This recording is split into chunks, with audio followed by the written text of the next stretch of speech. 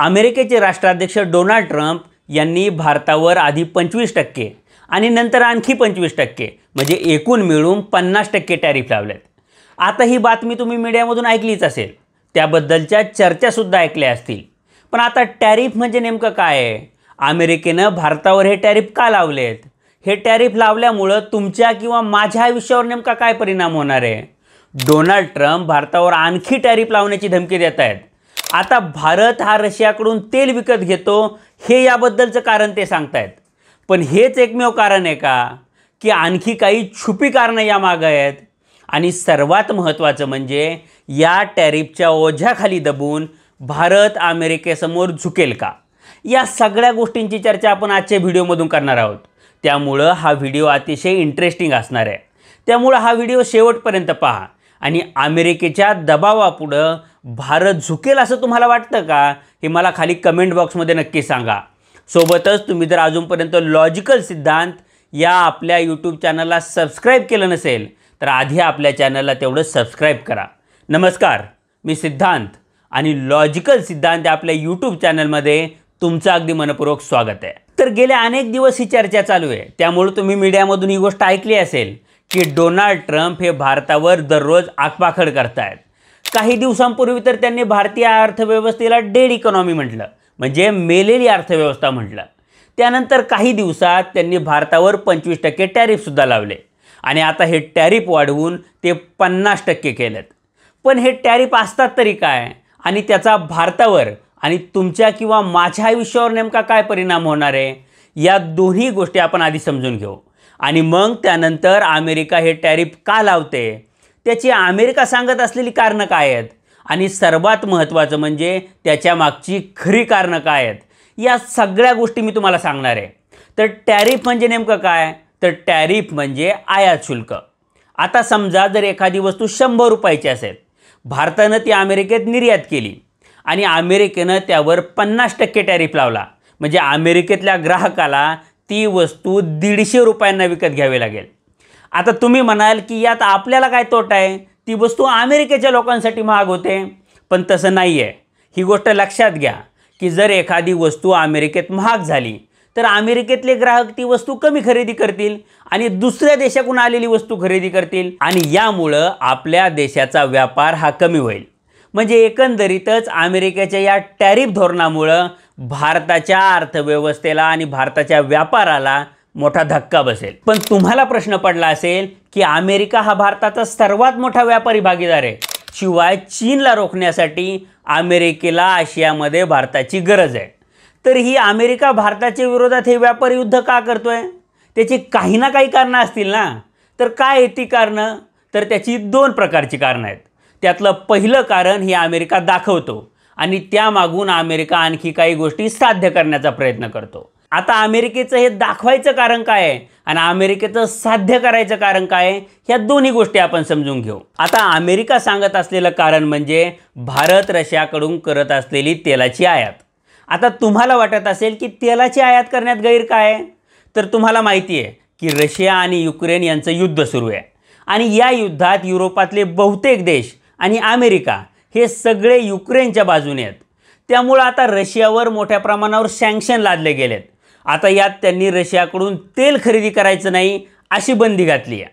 आता रशियाकडून तेल खरेदी करणारे मुख्य देश म्हणजे युरोपातले देश आहेत आणि त्यांनीच ही बंदी घातल्यामुळं रशियाचं तेल विकत घेणारा ग्राहकच आता उरलेला नाही आहे आणि यातून रशियाची आर्थिक नाकेबंदी व्हायला सुरुवात झाली आणि युरोपियन देशांना आणि अमेरिकेंना हेच करायचं होतं। पण या आर्थिक नाकेबंदीतून बाहेर पडण्यासाठी रशियानं अगदी कमी दरात तेल विकायला सुरुवात केली आणि भारत मोठ्या प्रमाणावर हे कमी दरातलं तेल विकत घ्यायला लागला, कारण भारत 85% पेक्षा जास्त तेल हे आयात करतो।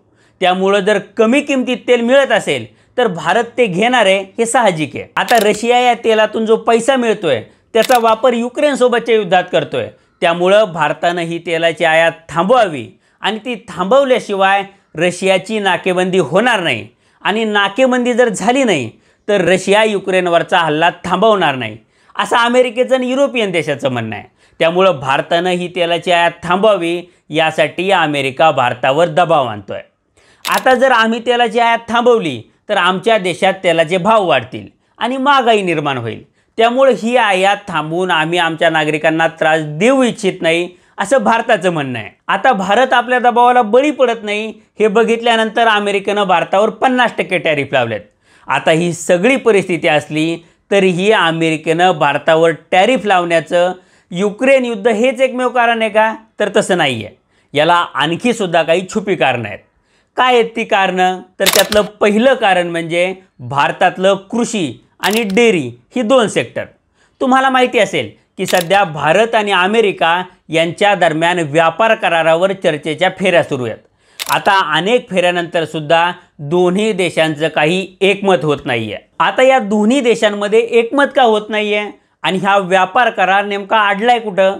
तर हा व्यापार करार अडलाय तो 2 सेक्टरमध्ये. त्यातलं पहिलं सेक्टर म्हणजे कृषी सेक्टर आणि दुसरं सेक्टर म्हणजे डेअरी सेक्टर. आता यात भारतानं अमेरिकेला त्यांच्या मार्केटमध्ये ॲक्सेस द्यावा असं अमेरिकेचं म्हणणं आहे. म्हणजे त्यांची डेअरी उत्पादनं असतील किंवा अन्य धान्य असेल ते भारताच्या मार्केटमध्ये येईल. पण अमेरिका या 2 सेक्टरसाठी एवढा का आग्रही आहे?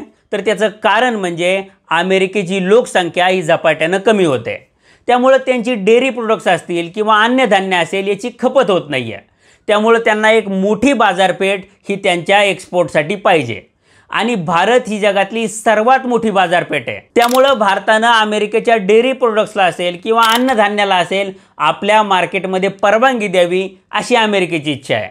पण जर भारतानं तशी परवानगी दिली तर भारतीय शेतकऱ्यांना अमेरिकेच्या शेतकऱ्यांसोबत स्पर्धा करावी लागेल आणि आधीच गाळात गेलेला भारतीय शेतकरी हा आणखी गाळात ढकलला जाईल. त्यामुळं भारत कोणत्याही परिस्थितीत अमेरिकन कृषी मालाला भारताच्या बाजारपेठेचा ॲक्सेस देऊ इच्छित नाही किंवा तो देऊ शकत नाही आणि तो ॲक्सेस मिळावा यासाठी ट्रम्प भारतावर दबाव आणतायत. आता अमेरिकेच्या या टॅरिफचं दुसरं कारण म्हणजे F-35 लढाऊ विमानं. आता भारताच्या सुरक्षेला पाकिस्तान आणि चीन असा दोन्ही बाजूंनी धोका आहे आणि हा धोका लक्षात घेता भारताला स्वतःच्या संरक्षणासाठी आणखी अत्याधुनिक लढाऊ विमानांची गरज आहे. आणि जगात सर्वात आधुनिक विमानं आहेत ती 5th जनरेशनची विमानं म्हणजे 5व्या जनरेशनची विमानं. भारत ही विमानं विकत घेण्याच्या विचारात आहे. आता या लढाऊ विमानामध्ये भारताकडे 2 पर्याय आहेत. कोणते आहेत ते 2 पर्याय? तर ती 2 पर्याय म्हणजे अमेरिकेची F-35 आणि रशियाची सुखोई 57 असे हे 2 पर्याय आहेत. आता भारतानं आपली विमानं घ्यावीत यासाठी हे दोन्ही देश आग्रही आहेत. आता यात रशिया त्यांच्या विमानांच्या बरोबरच ते बनवण्याची टेक्नॉलॉजी आणि त्यांचा सोर्स कोड या दोन्ही गोष्टी द्यायला तयार आहे.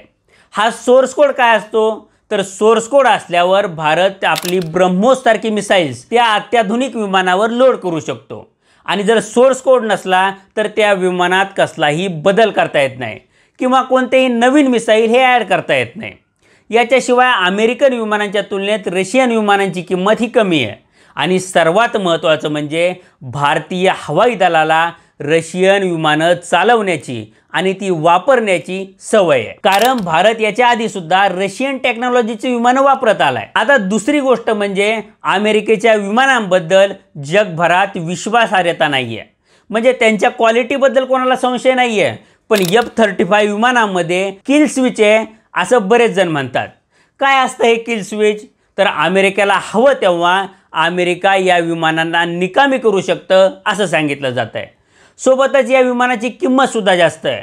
शिवाय अमेरिका आपल्याला त्याची टेक्नॉलॉजीसुद्धा ट्रान्सफर करायला तयार नाही आहे किंवा सोर्स कोडसुद्धा द्यायला तयार नाही आहे. याशिवाय गेल्या काही दिवसांपूर्वी युनायटेड किंगडमचं एक विमान युद्ध अभ्यासासाठी भारतात आलं होतं.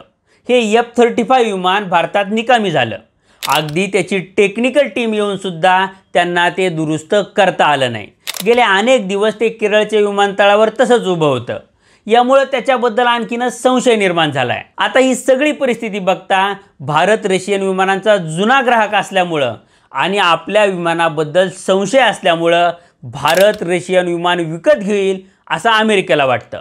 त्यामुळं भारतानं अमेरिकन विमान विकत घ्यावं यासाठी ट्रम्प टॅरिफच्या माध्यमातून भारतावर दबाव आणताना दिसत आहेत. आता भारत या दबावासमोर झुकतो की आपल्या परराष्ट्र धोरणातलं स्वातंत्र्य अबाधित राखतो हे येणाऱ्या काळात बघावं लागेल. आता भारत अमेरिकेसमोर झुकेल असं तुम्हाला वाटतं का? हे मला खाली कमेंट बॉक्समध्ये नक्की सांगा. हा व्हिडिओ आवडला असेल तर व्हिडिओला लाईक करा आणि असेच परराष्ट्र विषयावरचे नवनवीन व्हिडिओ तुम्हाला बघायला आवडतील का हे सुद्धा मला खाली कमेंट बॉक्समध्ये सांगा. त्यासोबतच जर तुम्ही अजूनपर्यंत लॉजिकल सिद्धांत आपल्या यूट्यूब चॅनलला सबस्क्राईब केलं नसेल तर आधी आपल्या चॅनलला तेवढं सबस्क्राईब करा. धन्यवाद.